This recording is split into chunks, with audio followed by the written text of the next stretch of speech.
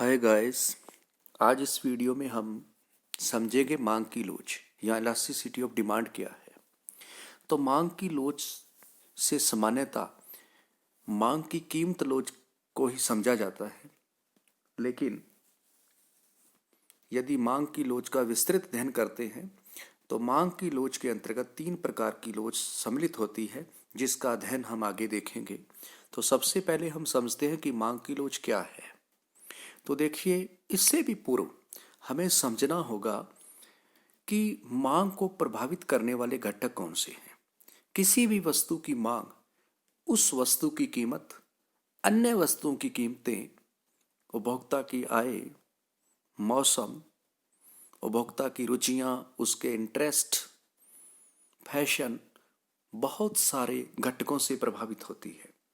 लेकिन मांग की लोच के संदर्भ में हम केवल 3 ही घटकों को शामिल करते हैं: उस वस्तु की कीमत, उपभोक्ता की आय और अन्य वस्तुओं की कीमतें। तो यहाँ हम देखते हैं कि मांग की लोच क्या है। तो देखिए, किसी वस्तु की कीमत में प्रतिशत परिवर्तन होने के परिणाम स्वरूप उस वस्तु की मांग मात्रा में जो प्रतिशत परिवर्तन होता है उसे मांग की लोच कहा जाता है। यही मांग की कीमत लोच है। लेकिन यहाँ यदि हम देखते हैं इलास्टिसिटी ऑफ डिमांड, तो देखिए, demand for good depends upon its price, income of consumer and price of related goods. किसी वस्तु की मांग जो है वो 3 चीज़ों पर निर्भर करती है: उसी वस्तु की कीमत, उपभोक्ता की आय और अन्य वस्तुओं की कीमतें। According to Dooley, the elasticity of demand measures the responsiveness of the quantity demanded of a good to change in its price, price of other goods and change in income of consumer। मतलब यही बात कही है कि किसी वस्तु की मांग मात्रा में होने वाला परिवर्तन उसी वस्तु की कीमत में परिवर्तन, उपभोक्ता की आय में परिवर्तन या अन्य वस्तुओं की कीमतों में परिवर्तन के परिणाम स्वरूप आता है। तो यहाँ देखिए, accordingly elasticity of demand is of 3 type. 3 प्रकार की मांग की लोच को माना गया है: price elasticity of demand, income elasticity of demand and cross elasticity of demand. तो यहाँ हम तीनों को अलग अलग समझेंगे। यहाँ देखिए, सबसे पहले अपने देखते हैं प्राइस इलास्टिसिटी। तो इसका फॉर्मूला क्या है?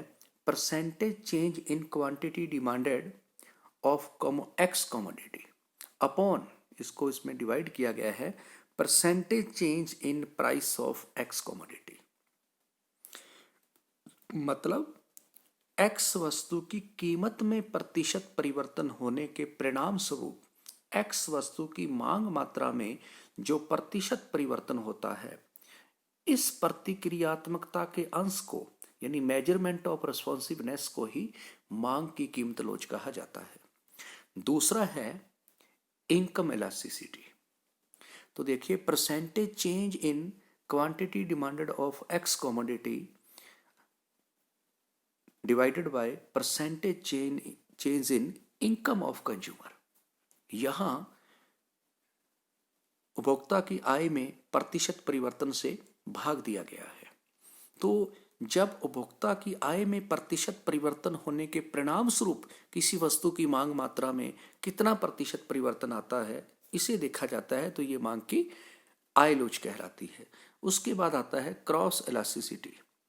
तो देखिए, percentage change in quantity demanded of X commodity divided by percentage change in price of Y commodity. यहाँ प्राइस किसका लिया गया है? वाई कमोडिटी का लिया गया है, और मांग किसकी ली गई है? एक्स कमोडिटी की ली गई है। तो ध्यान देना, जब किसी एक वस्तु की कीमत में परिवर्तन, किसी एक वस्तु की मांग में परिवर्तन किसी दूसरी वस्तु की कीमत में परिवर्तन के परिणाम स्वरूप आता है, तो उसे मांग की आड़ी लोच, तिरछी लोच या क्रॉस इलास्टिसिटी कहा जाता है। फॉर एग्जाम्पल, जैसे हम कहें कि पेट्रोल की कीमतें बढ़ने से मोटरसाइकिल की मांग पर कितना प्रतिशत परिवर्तन आएगा, तो ये एक मांग की क्रॉस इलास्टिसिटी होगी।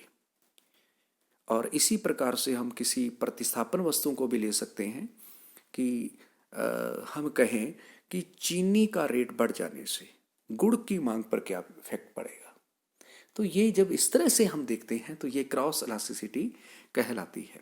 तो इस प्रकार से कीमत मांग की लोच के 3 प्रकार हैं: मांग की कीमत लोच, मांग की आय लोच और मांग की आड़ी या तिरछी लोच।